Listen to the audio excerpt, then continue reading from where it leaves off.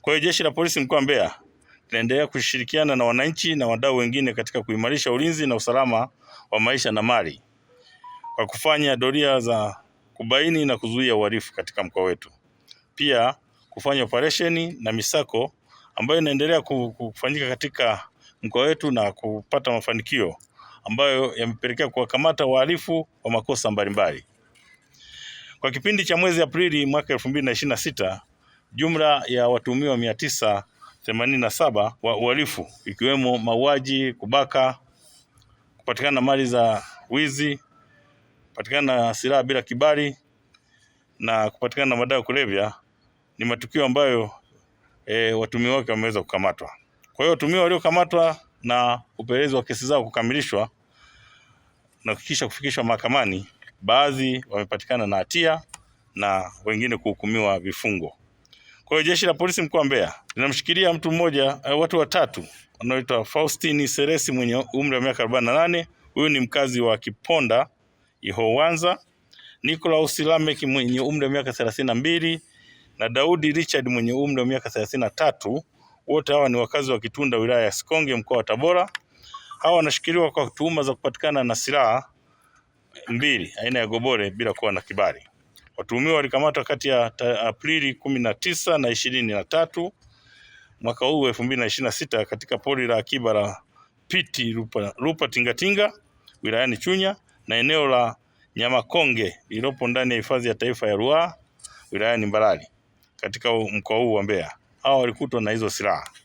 Aidha, watuhumiwa walikutwa wakiwa na goroli na vipande vidogo vidogo vya chuma vipatavyo 23 au vya nondo vinavyotumika kama silaha risasi kwenye hayo magobori, lakini pia walikuwa na baisikeli ambayo walikuwa wanaitumia katika kusafiri. Uchunguzi uliofanyika umebaini kwamba watuhumiwa hawa ni wawindaji haramu. Wakati huo Jeshi la Polisi mkoa wa Mbeya linawashikilia watuhumiwa wengine 6 ambao ni Arthur Mwanza mwenye umri wa miaka 28, mkazi wa Mwanyanje, Ayubu Mwaisendo mwenye umri wa miaka 42, huyu ni mkazi wa Nyigamba, Masiki Mburu mwenye umri wa miaka 24, huyu ni mkazi wa Kibonde Maji, Isaya mwenye umri wa miaka 27, mkazi wa Kiwira, Amadeo Alexi mwenye umri wa miaka 42 na Amos Amadeo mwenye umri wa miaka 42. Wote hawa ni wakazi wa mtaa wa Mtakuja Mbarizi. Hawa wanashikiliwa kwa tuhuma za kujihusisha na matukio ya kuvunja majengo usiku na kuiba, lakini baadhi yao pia wanajihusisha na ushushaji wa mizigo Mlima Nyoka kwenye magari ambayo yanasafirisha mizigo kutoka mkoa wetu wa Mbeya kwenda mikoa mingine ya jirani. Kwa hiyo watuhumiwa walikamatwa mtaa wa Mwanyanje, Kibonde Nyasi jijini Mbeya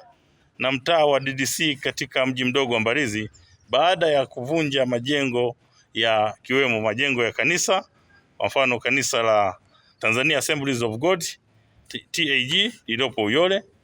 jengo la kanisa la EAGT yani Evangelical Assemblies of God of Tanzania lililoko Uyole,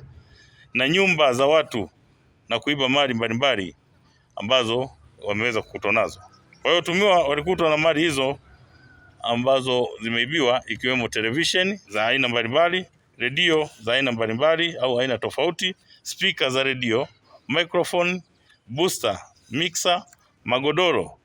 vinywaji vikali aina mbalimbali, simu za mkononi, laini za simu na vifaa mbalimbali ambavyo walikuwa wakitumia kuvunjia majengo hayo. Sambamba na hayo, kwa kipindi cha mwezi Aprili mwaka 2026,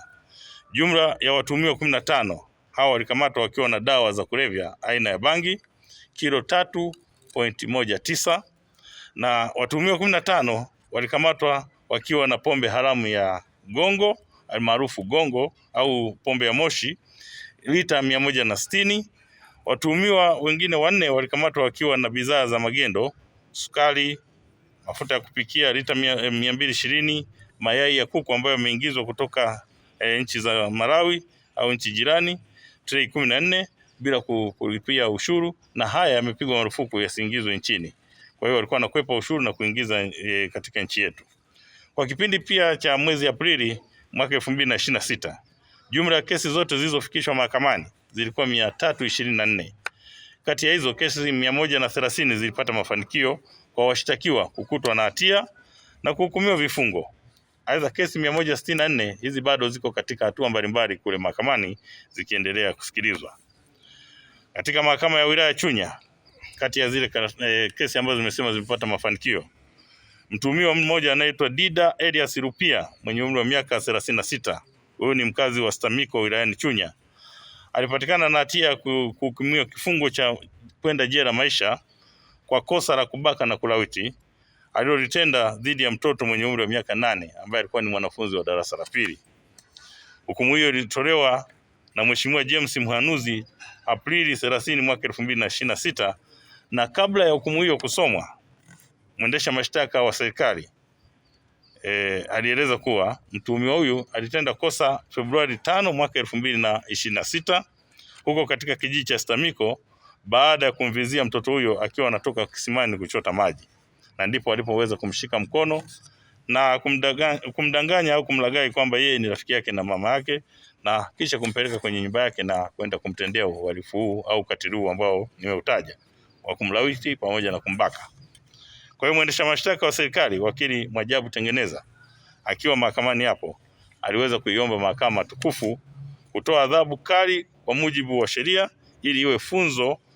kwa wengine na kwake yeye mwenyewe ili wale wenye mawazo ya kuweza kufanya vitendo hivyo vya ukatili kwa watoto waweze kuacha. Lakini pia Jeshi la Polisi mkoa wa Mbeya limeendelea na mikakati ya kuzuia na kudhibiti ajali barabarani kwa kuhakikisha kuwa madereva na watumiaji wengine wa barabara wanapata elimu ya usalama barabarani. Madereva wanaokiuka sheria za usalama barabarani wanakamatwa na kuchukuliwa sheria au hatua kwa mujibu wa sheria. Na kwa muktadha huo,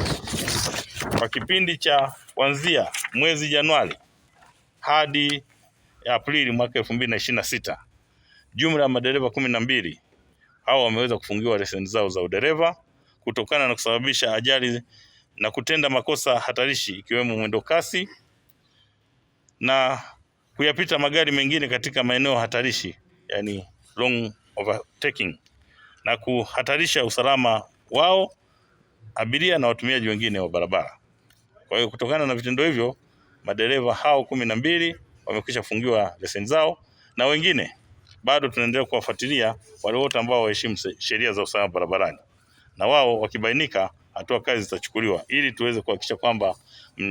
ajali zinapungua, lakini pia watu wanaheshimu sheria za usalama barabarani. Jeshi la Polisi mkoa wa Mbeya linatoa wito kwa wananchi, kwanza kuendelea kutoa ushirikiano kwa kutoa taarifa za uhalifu na wahalifu kwa Jeshi la Polisi ili kuzuia na kutokomeza uhalifu huo katika jamii. Lakini pia linatoa rai kwa wananchi kuendelea kutoa ushirikiano kwa kufika mahakamani kutoa ushahidi ili mahakama iweze kusikiliza na kupokea ushahidi na kuwatia hatiani watuhumiwa kama ambavyo watuhumiwa ambao nimetaja wameweza kupatikana na hatia. Lakini mwisho, Jeshi la Polisi linatoa onyo kwa baadhi ya wananchi ambao wanaendelea kujihusisha na vitendo vya uhalifu kuacha mara moja, kwani uhalifu haulipi.